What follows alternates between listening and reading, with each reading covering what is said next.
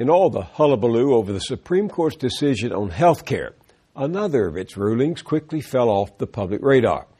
Before deciding the fate of the Affordable Care Act, the court announced it would not reconsider Citizens United. That's the odious 5-4 decision 2 years ago that opened our elections to unlimited contributions. Within minutes of that announcement, right-wing partisans were crowing about the advantage they now own, an advantage not due to ideas or personalities, but to the sheer force of money. They were remarkably candid and specific. Here's what Fred Barnes wrote in the Weekly Standard about the Senate race in Missouri.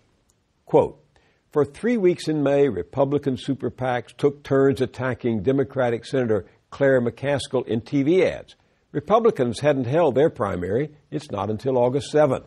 But McCaskill wound up trailing all 3 of the GOP candidates in polls. Now McCaskill, unnerved, is struggling to recover."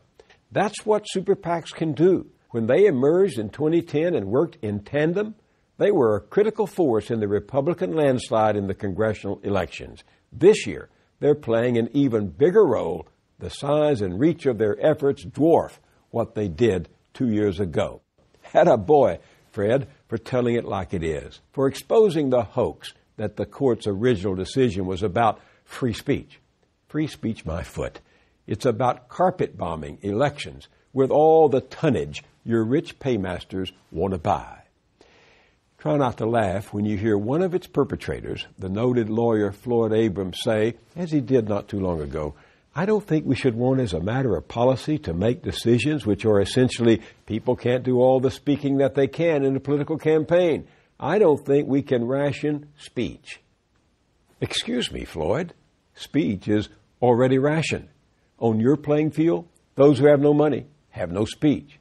And just who do you think is doing this speaking? Hello, poor people, are you there? It's your election too, all 50 million of you. Hello, we can't hear you. Better get a super PAC and speak up. Poor people haven't lost their voice. They can't afford a voice. And everyday working people, universal laryngitis, the chronic absence of money. And if free speech is a right, why all the secrecy? Why hide from voters where the money is coming from?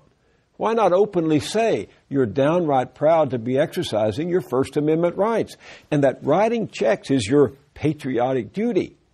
Instead, conservatives across the country are fighting to keep their sugar daddies secret.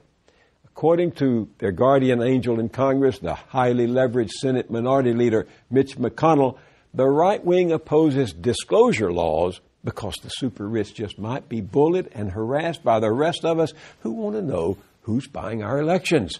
So that the editorial page of the Wall Street Journal asks us to have pity on billionaires and those little old corporations and their CEOs who just might have their tender feelings hurt if they were exposed to boycotts and pickets were it known which candidates they were buying.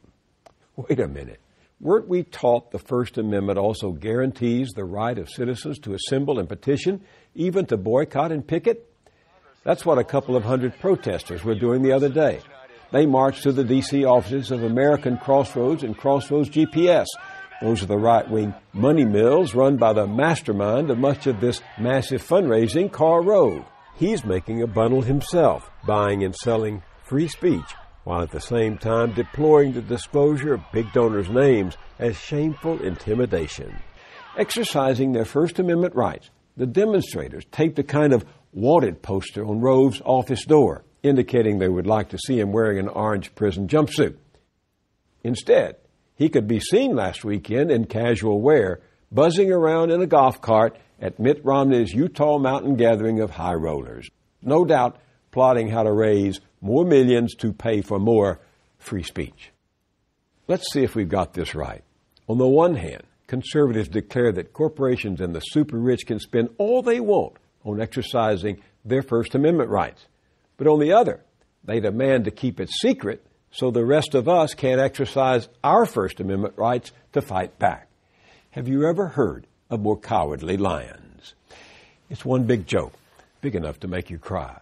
3 things don't go together: money, secrecy, democracy. And that's the nub of the matter. This is all a sham for invalidating democracy in the name of democracy. It's the trick authoritarians always use to hide their real intention. In this case, absolute power over our public life and institutions, the privatization of everything. The Supreme Court is pointing the way. Instead of mitigating the worst excesses of both the state and private sector, the court has taken sides, saying to the massed wealth of the 1%, America is yours for the taking, for the buying. That's what George III thought too, which brings us back to our celebration of the 4th of July, to the Declaration of Independence, and Thomas Jefferson, who seems to have thought that a little uprising now and then would be good for what ails us. This time, the overweening power is not the monarchy, but plutocracy, the convergence of the political, religious, and corporate right that would keep us in the dark about where all that money is coming from and who it's buying, until one day we wake up and our country is no longer our own. Fortunately, those orange jumpsuits come in one size fits all.